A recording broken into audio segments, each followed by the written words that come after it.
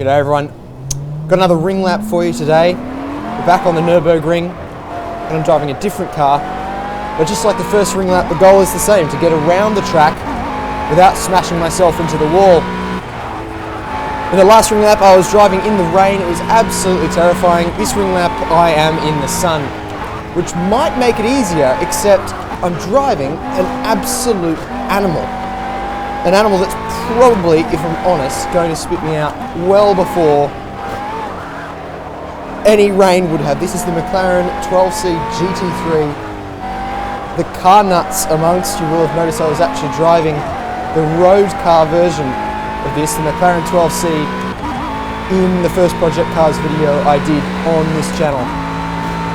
This car though is an absolute maniac in comparison. That road car, while it will top out at over 300 kilometers an hour and divide by 1.6 if you want miles, this car is built for the racetrack. It's actually less powerful and will not go as fast in a straight line because again, it is less powerful, and it's got a hell of a lot of aerodynamics on it.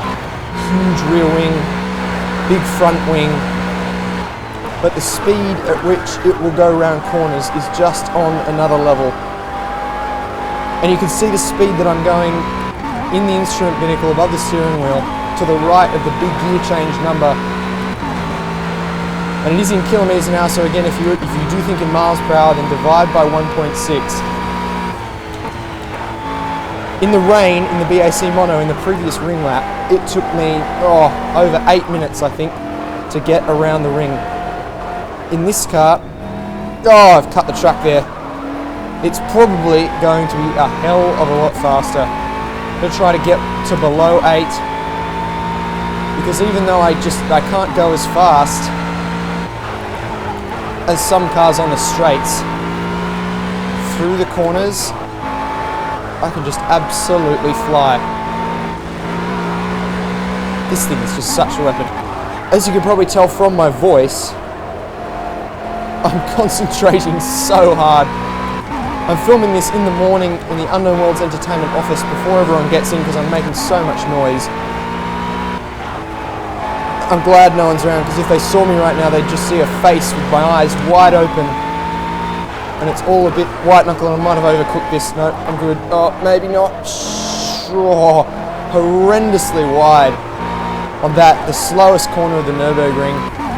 At least I believe it is. It is just a simulator, even if it is a very good one. You might be able to hear me pumping the brakes. You can hear that, a little bit of oversteer there.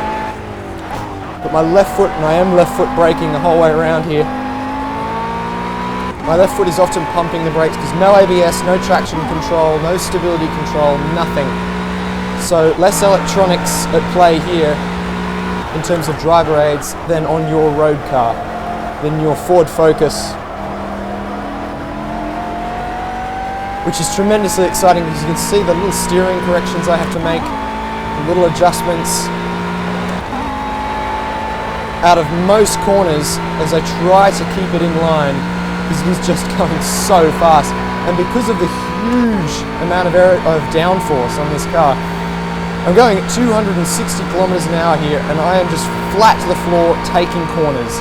It's just so stable. I am going to lift off slightly at Courage Corner here.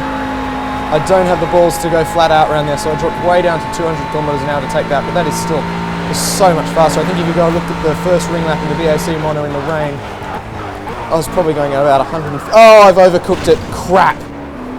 Alright, I don't know what I've done to it. Now in the first ring lap, I took off the BAC mono's rear wing around here, and that just caused all sorts of trouble. If you go back and watch that video, I'm just in all sorts of trouble, and oh my goodness, I might have done something to this car. Of course, I can't see it. I'm using less outside views this time because I know you guys said you didn't like them as much as the cockpit views, but in the last ring lap, it wasn't immediately apparent to me what I had done to the car. But, oh my goodness, I feel like I've lost some grip at the front end here. So, I've damaged something. I mean, I should have damaged something. Damage is on full. This game's not about huge amounts of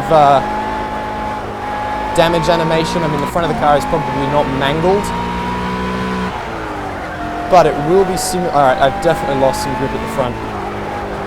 I'm really struggling with understeer at the moment. The front end is just sliding into these corners on turn-in, where for most of this lap, there's just been huge initial bite on turn-in. I just turn in and rely on the front to find grip and stay beautifully planted on, and I'm having a lot more trouble now, so something's gone wrong. And in the first video, BAC Mono lost its rear wing, and of course I couldn't see that. I can only look left and right. Oops, I shouldn't have done that. Far out. I'm actually going to run off the track there because I wasn't concentrating. But the loss of that rear wing caused huge problems for me because I lost so much downforce at the rear of the car. And in this case, I don't know what's happened. Wow, what a rebound coming over those heavy bumps. That's a trap for young players back there. If you're playing P cars and you're going around the Nurburgring, watch for the bumps in the road in that section of the track because it will upset you. Whoa! You might be able to see the huge amounts of counter steer I'm doing. Watch the steering wheel through these corners. It is definitely not, I'm being very cautious here, slowing right down. It's easy to overcook this corner, especially if I've lost some downforce. But if you watch the steering wheel, it's just little corrections. It's by no means a point and shoot affair. Whoa! Just not as stable as it was before I hit that wall. Oh my goodness, this is a real challenge, but it is so much fun. And even though I hit that wall, and even though I stopped on the track just a little while later, and even though I've had to slow down for this for the lap, I mean, this just feels so fast. I don't know what the time is. This car doesn't have a lap timer in its instrument binnacle like some of them do, but it just feels fast. I feel like I'm getting to the end of this video a lot faster than the BAC Mono, which I should have, because that was pouring with rain. So I'm topping out at 276 kilometers an hour here in 6. I mean, there's power to spare, even though it is less powerful than the road-going MP4 12C. So extending 6th gear out a little bit might allow a little more speed on those straights, but in the context of all the ridiculous cornering speed, it's probably not necessary, as I am going to take it across the line. Ladies and gentlemen, I'll see you again for another ring lap soon.